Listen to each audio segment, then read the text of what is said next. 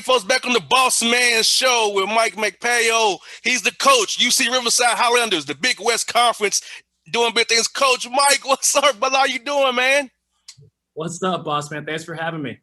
No doubt, brother, man. Let me tell you, man, excuse me, man, how did it feel when you got that 5-year deal, man, after interim there 1 year and less than a year later, hey, you're the man, 5 years, let's get it, baby. You know what? It was like all the patience that I had to have this year and it all paid off in the end and just really just kind of staying the course and not focusing on all the noise to get that deal done was fantastic for me and obviously for my family, but most importantly for my program. I was just like, having to answer those questions to recruits or even our players, parents and whatnot. And I knew it was coming in some way, shape or form, but to get the 5-year, I'm just so grateful. It's awesome, man. You can imagine. Now, Coach, man, excuse me, man. Tell me, when did you decide you want to get into coaching? Because I know my dad's a coach himself, so I know coaching wasn't for me. I don't have the patience for it, But tell me, when did you kind of get the bug and say, hey, I want to coach, make this my career? It was random.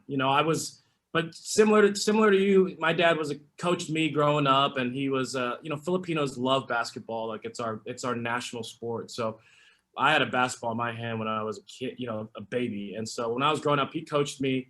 And so that kind of and then he coached my little brother and I would help him out.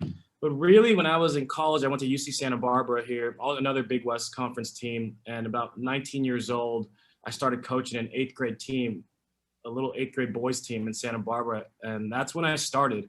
And I started coaching 8th grade boys. And when I graduated from college, I kept on coaching high school basketball for the next 9 years. And then I got into college in 2010, when I was 30, actually. That was my first Division I college coaching job at Columbia University. So it's kind of been a crazy ride, a lot of luck involved and a lot of hard work, but never did I think that I would be a head coach this soon in my career. So I feel like the luckiest coach in the world.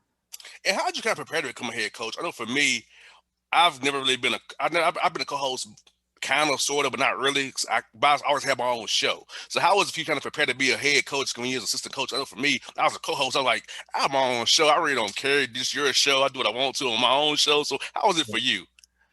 It was great. I had a lot of tools that while I was a high school basketball coach, I was a CEO of a real estate company in my 20s. And it was during the real estate boom here in Southern California. So I went through the boom and I went through the bust. And survived, but I had been in front of a company of 40 at some points of my career. So I had a little experience in leading and leadership. So when I got the job and even coaching, being a head coach of a high school basketball team, all those things that I learned when I was a young coach, I was just wild, angry, yelling at the refs, throwing balls at practice. And I kind of which was great because I got that experience even coaching high school basketball. So when I got to the head spot here at UC Riverside, I had enough experience that could carry me and help us succeed. And I was really lucky. I inherited a full cupboard of players. So I inherited a really good team and a veteran team, an old team. So that really helped a lot. No doubt. Let me ask you this, Mike. Coaching in a COVID year, man. Yeah. How was that? Because California was closed. Now, Georgia, we was wide open from April 24th on. It was wide open. So you all were shut down for a while, so you couldn't see your guys on campus, virtual workouts, hoping you're doing something when they're back home. So how was it when you got all you guys back on campus to prepare for a season, knowing you ain't touched them for almost over a year? It was a lot. It was hard. It was hard because I got the job July 1st, right in the middle of COVID, and the UC in California, the UC system in California was probably the most strict in the country. So I didn't get our guys to campus and to run my first practice till October 1st. So July, August, September, those 3 months I was coaching them through Zoom, trying to retain them, trying to keep them engaged. So that was a challenge. That was my biggest challenge, those 3 months. And once I got to practice, because I was like, I'm not a real head coach yet. I haven't run a practice yet. I want to get between the 4 lines and coach a practice. And once I did, I was so grateful, and I kind of kept that mentality the whole time and kind of pitched that to our team. Let's just be grateful for every day. So we tested 4 times a week, and every time we got all negative tests from our team, the joke was, we got 2 more practices promised to us. So it was really just to take it a day at a time. Probably helped me because it didn't allow me to think about all the future or the schedule. It was just like, take it one day at a time, get through the next test, and lead these guys basically like 1 day, 2 days at a time. And it really helped me kind of keep things calm and in perspective. And getting double-digit wins in the COVID year is a win, because knowing you started October the 1st, I'm like, so yeah, that's an accomplishment of itself, because you hadn't touched these guys. You get them pretty much off the street per se, jump into it, let's go to November 25th, right? It's coming up here real soon. So, and it's always that chance. So I feel like to do what you accomplished in this COVID year, man, that's an accomplishment in of itself. I mean, heck yeah. It was we were very fortunate. Now, the good thing about when our head coach left, the previous head coach, our whole staff stayed, and we were able to retain 100% of our players. So we retained 100% of our coaches, retained 100% of our players. So it was a seamless transition, and we just kept trucking along. So we were very fortunate. I was very lucky in that sense that I wasn't, scrapping it out. We just kind of kept the train moving. That we've been here last year was my third year. So we had built this thing over a 2-year period and had a culture and had a program, and it was our guys now. But yeah, every win was gold. Every game was gold. Just when the ball got tipped, or early in the morning when you knew that we were playing a game because both teams had tested negative. I mean, it was a joke, but it wasn't really. It was a celebration. Like the whole team and the coaching staff, yes, we get to play a game. So that mentality really, really helped us and carried us all the way through. And Coach, going forward is building your program. How's that portal going to help you guys bring talent into the Big West to Riverside? Because you can talk to guys directly now. You got to go through intermediaries. Just talk to them directly, and you can help build your program, find a piece you need, maybe late even, to bring out there to play for you guys. Yeah, it's helped a lot. And before even this year, a big part of our success was transfers. So we started this year, we had 3 starters that were transfers. We had a DePaul transfer, a Washington State transfer, and a St. Mary's transfer in our starting 5. And then the St. Mary's transfer and the Washington State transfer graduated. So this year we brought in, like you said, the transfer portal is huge for us because we were able to go. We got a Temple transfer coming in who'll probably play a lot, being our top 5, top 6. And we brought in a UNLV transfer. It stinks for the high school seniors right now. Because of this transfer portal, because they're trying to get recruited and trying to make their way on a Division I college team. It's good. It's challenging because you try to keep your players. We've been really lucky. We haven't not lost anybody to the transfer portal, knock on wood. And then we've been able to pluck a couple good ones here and there that fit and can help us. We know what they've done at their previous institutions, and they can come and help our program right away. So it's been really, really good thing for us so far. Yeah, I think it saves on the budget too. The portal plus Zoom saves on that budget, so you can get guys without having to, burn the budget up so much. I know. Honestly, we get to recruit this weekend for the first time in 14 months. Division I college coaches, they finally opened it up. So this weekend, Division I college coaches who have not recruited since March of 2020, 15 months ago, get to go out this weekend. So like everybody's going out. We're back to normal, so to speak. But I loved it because we weren't spending at all, and we were able to recruit, and we were basically just selling them on our Zooms and with our, taking them through virtual tours of our campus without spending a dime. It was great for a mid-major program like ourselves who, we do have to like count our pennies and make sure. So it was a good time. Now we got to go back to spending. Yes, indeed. And the Big West, man, it's getting better every year, Coach. The talent in the coaches in that conferences is great. Talk about your conference as a whole and the great coaches you have and the great players and talent that people don't really see, especially on the East Coast. No, by the time you guys are playing, it's 12:30, 11 o'clock at night when you all playing out there when we are getting to bed. Yeah, I'm so glad. My first 7 years in college coaching, I was on the East Coast.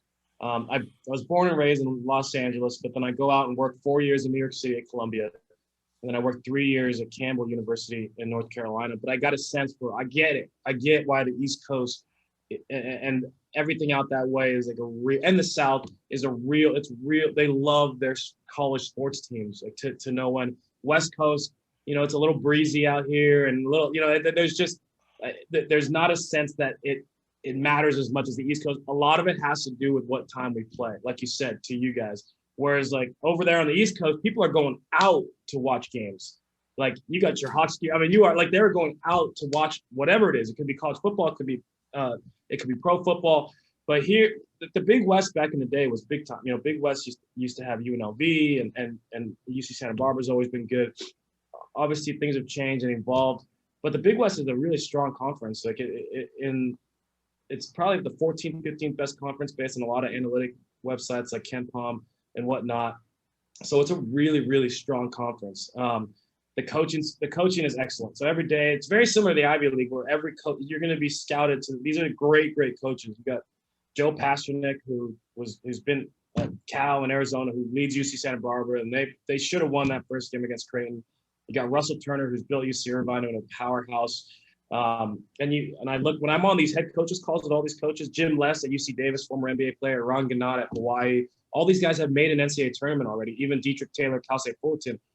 Everybody's made an NCAA tournament. Long Beach State head coach Dan Munson, he built Gonzaga, and then now he's at Long Beach State. So there's no days off. And these coaches are all elite. No doubt. And like you said, man, you know, I tell you all the time, the Big West is great basketball. Also does the Big Sky, because for me, I'm kind of up that time of night, so I can go on my computer and watch the games, because that's kind of the junkie I am. But everybody not like me gonna be up 2 or 3 in the morning watching ball. That's just not what they're gonna do. No. And I see the numbers. You know, we would like the fortunate thing is we do get on ESPN2 and the ESPN games, because we're the late night. Now, who's watching over there on the East Coast? Probably not many people. Probably not. But like, if you were to come out, the Big West is awesome. Like, if you were to come play here, it's a great conference because you're just playing all the teams in California. You're playing Santa Barbara, Irvine, Northridge, Long Beach State, and then the only time you leave is when you take that trip to Hawaii. So it's not hard to recruit to the Big West. It's a great geography of teams that we got. And I think guys from Georgia should kind of consider that, because they can get away from Georgia a little bit. Because, you know, I like it out of California, except for the earthquake part of it. I like it because it's kind of the same weather every day. It's not as humid as it is here in Georgia. I mean, and I used to recruit in Georgia when I was at Campbell, and we had a couple kids at Georgia. But there's a really good one at UC Irvine, a kid out of Atlanta at UC Irvine, a really good big man, Austin Johnson. So I would love it. Send guys over. They'd love it here. It's beautiful. It's sunny every day. It's sunny right now. No doubt. And Coach, how about the workouts this summer? Talk about the piece of player development, because that's, to me, sometimes when you get better answer your game. So how important is it going to be for your guys to have a big summer this summer, getting stronger in the weight room, adding to their games? Well, the summer's huge for us. It's kind of how we build our program. The summer and the fall, like the off season. So we'll have a good, strong 8 weeks, and we get gritty here in the Riv. We get gritty. We'll do a day of boxing. Kind of started 2 years ago. So we'll do our basketball stuff and we'll do our lifting, but we actually take the guys once a week to do some MMA and boxing. And so just kind of get used to getting hit a little bit, get a little tougher there. And a lot of boxing is just like keeping your hands up. So that, and we do a lot of our defensive drills with bricks. Like they each have their own pair of bricks. So a lot of it's just, we recruit big at every position. That's kind of our method behind our madness. That's why we're so good defensively, is that the shortest guy on our team is 6'3", and we go all the way to 7 foot. So we try to recruit big and long, and then we utilize that by keeping their bricks up when they're doing their defensive drills, and then we take them boxing. So that box, and the coaches do it too. It's brutal. It's like a 45-minute workout down here in Moreno Valley, where Kawhi Leonard's from. And we got this boxing coach who just kind of leads us through 45 minutes of he's such a sweetheart. You think it's going to be easy. It's not. It is brutal. And here in the heat of Southern California during the summer, it's without a doubt it gets us tough. And it's kind of made us who we are over the last 2 years. I got 2 more for you, Coach Mike. First one, what is your favorite restaurant here in Atlanta when you come in to recruit? Oh, shoot. Oh, we went to this amazing, it was an amazing steakhouse that we went to, that me and Kyle Smith, my old boss, and Kevin Hovden, we played credit card roulette. Oh, I can't remember it. It was a big time steakhouse. It was a huge bill. We played credit card roulette, and it was great because I won. Kyle Smith, the Washington State head coach now, he was my first boss at Columbia. He lost. I can't. It was in a really nice area. It wasn't Mastro's or anything like that, but it was a very similar, but a name that I've never seen before. I wish I knew it. That would be my favorite. I'll remember later. Of course, it'll come and say, "Oh, that's what it was. That's what it was, man." Yeah. Sorry, man. I choked. And the last word for you is this. Okay, that's your favorite restaurant. What's your favorite moment in Atlanta? Could that be it too? The roulette. You know, the Final Four there. It was I forgot. It was like 5 years ago. The Final Four in Atlanta, and I just had a great time one night. We were watching Michigan. Michigan was in the Final Four, but we were in. It's when I discovered what is that area of town? Where a lot of it's a lot of fun. What's the name of that area of town in Atlanta? It's a lot Buckhead. of bars. Say it. Yes. Buckhead. Yeah. Just had we had one great night in Buckhead, a bunch of the coaches and us, and it was just kind of when I experienced this. It was a mix of the South and just good food. We got some barbecue. We're just kind of walking around. It was both Final Four games were on. I just remember that was a great night in Atlanta. Yes, that was 2013. I remember that. Great. 2013, I was there too. I was just walking around, meeting coaches, hanging out around hotels, getting interviews. That's what I was doing.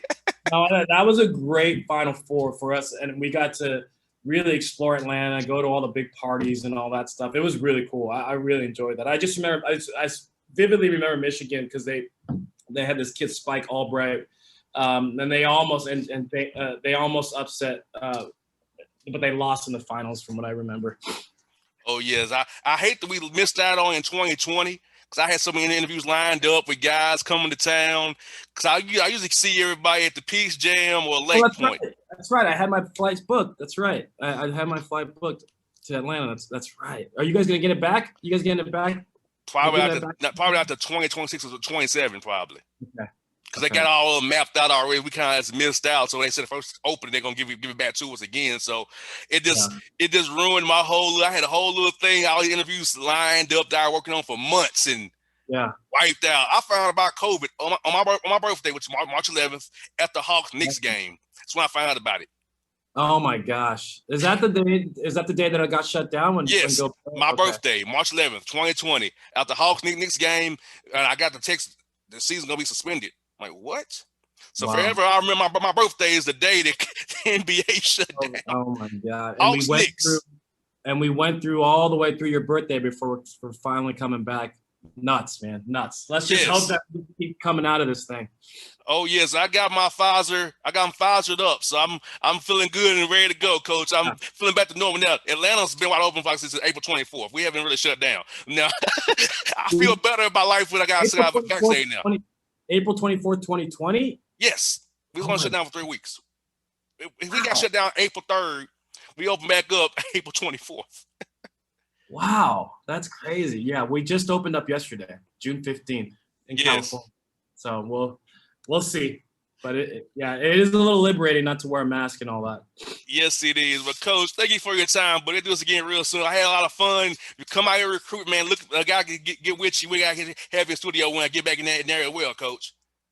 Yeah, JR. Thanks, buddy. Anytime. Thanks so much, Coach.